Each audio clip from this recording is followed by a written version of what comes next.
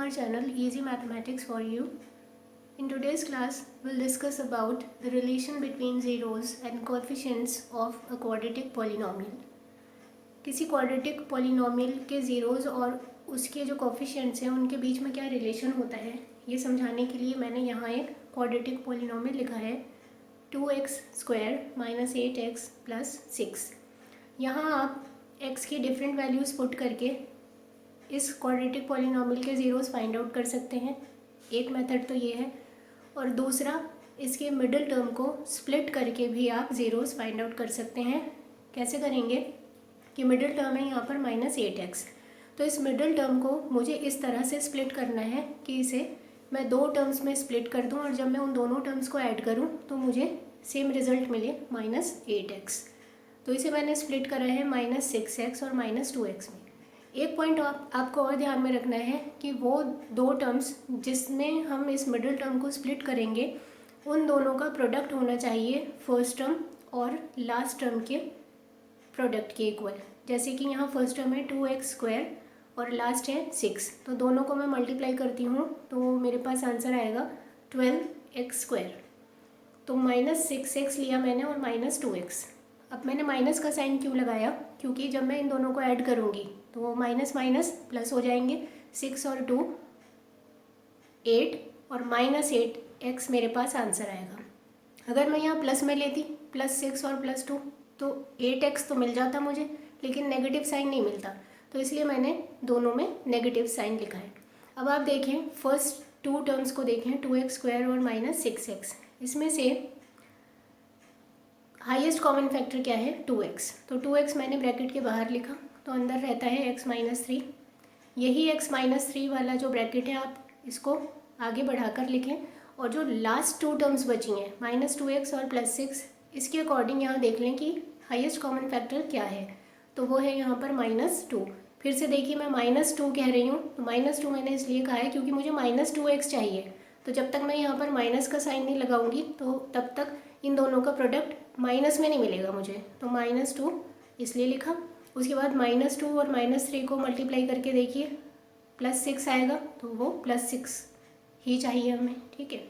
इसके बाद जो कॉमन फैक्टर है x-3 वो हमने एक बार लिखा और जो बाहर ब्रैकेट के थे नंबर मेरे पास 2x और -2 वो हमने एक ब्रैकेट में लिख दिया। अब इस ब्रैकेट में आप देखें तो 2 फिर से कॉमन दिखाई दे रहा है, तो यहाँ से हमने इसे बाहर ले लिया है 2 को और अंदर रहता है x-1। अब आप यहाँ देखें ये जो फैक्टर्स मिले हैं हमें, यहाँ पर इस गिवन पॉलिनोमियल की वैल्यू 0 हो जाती है जब हम x-1 इक्वल टू 0 करते हैं या x-3 इक्वल टू 0 करते हैं। तो ये x की वैल्यू यहाँ मिलेगी +1, ट्रांसपोज होगी वैल्यू -1, राइट हैंड साइड पर जाकर +1 बन जाएगा और इसी तरह -3 +3 हो जाएगा। तो x की वैल्यूज़ 1 और 3 इन दोनों पर ये पॉलिनोमियल क्वाड्रेटिक पॉलिनोमियल 0 हो जाता है, तो इसीलिए ये 1 और 3 इस गिवन क्वाड्रेटिक पॉलिनोमियल के दो ज़ीरोज़ हैं। तो चेक कर लेते हैं कि इस पर ये 0 होता भी है कि नहीं। तो आप क्या करें कि हर एक x को रिप्लेस कर दें 1 से, तो यहाँ मैंने इसे 1 से रिप्लेस कर दिया तो मेरे पास ये वैल्यू आ गई है 0। और इसी तरह से 3 को भी चेक कर लेते हैं, तो 3 मैंने हर एक x की जगह पर 3 को लिखा तो ये वैल्यू आई यहाँ पर 0। तो इसका मतलब x1 और 3 जब हम इस पॉलिनोमियल में ये वैल्यू को रखते हैं तो ये 0 हो जाता है। तो इससे तो ये पता चल गया कि हाँ ये इस गिवन पॉलिनोमियल के ज़ीरोज़ हैं। अब हमें करना क्या था कि इस पॉलिनोमियल के जो ज़ीरोज़ थे उनका रिलेशन देखना था कि इस के कोफिशिएंट्स के साथ कोई रिलेशन है या नहीं। तो यहाँ हमने इन दोनों ज़ीरोज़ का सम किया, सम ऑफ द ज़ीरोज़ क्या आएगा 1 और 3, तो 1 + 3 4 इस पॉलिनोमियल के अकॉर्डिंग किस तरह से आ सकता है। यहाँ हमारे पास नंबर दिखाई दे रहे हैं 2 है, -8 है, +6 है। तो आप देखें कि अगर मैं -8 को डिवाइड कर देती हूँ 2 से तो मेरे पास क्या आ जाता है -4, और क्योंकि मुझे जो है 3 + 1 4 पॉजिटिव चाहिए तो मैंने वहाँ एक माइनस का साइन खुद लगा दिया।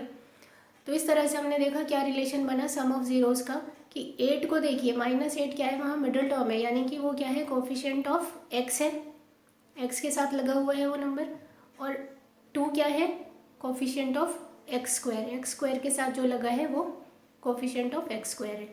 तो इस तरह से सम ऑफ ज़ीरोज़ का रिलेशन मुझे मिला कि किसी क्वाड्रेटिक पॉलिनोमियल के जो ज़ीरोज़ होते हैं तो उनका सम किसके इक्वल होता है, minus coefficient of x divide by coefficient of x square.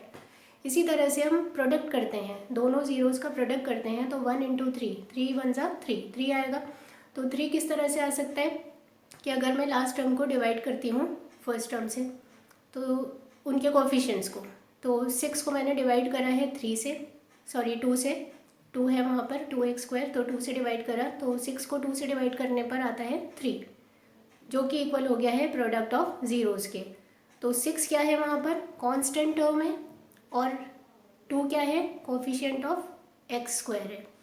तो देखिए हमने क्या देखा यहाँ पर कि जो ज़ीरोज़ थे किसी क्वाड्रेटिक पॉलिनोमियल के, उनका उसके कोफिशिएंट्स के साथ क्या रिलेशन आया, किस तरह से वो रिलेशन बिल्टअप हुआ, हमने ये सीखा। और अब इन ज़ीरोज़ की हेल्प से हम किस तरह से क्वाड्रेटिक इक्वेशन फॉर्म कर सकते हैं, ये हम नेक्स्ट क्लास में सीखेंगे। आज के लिए इतना ही। Thank you so much.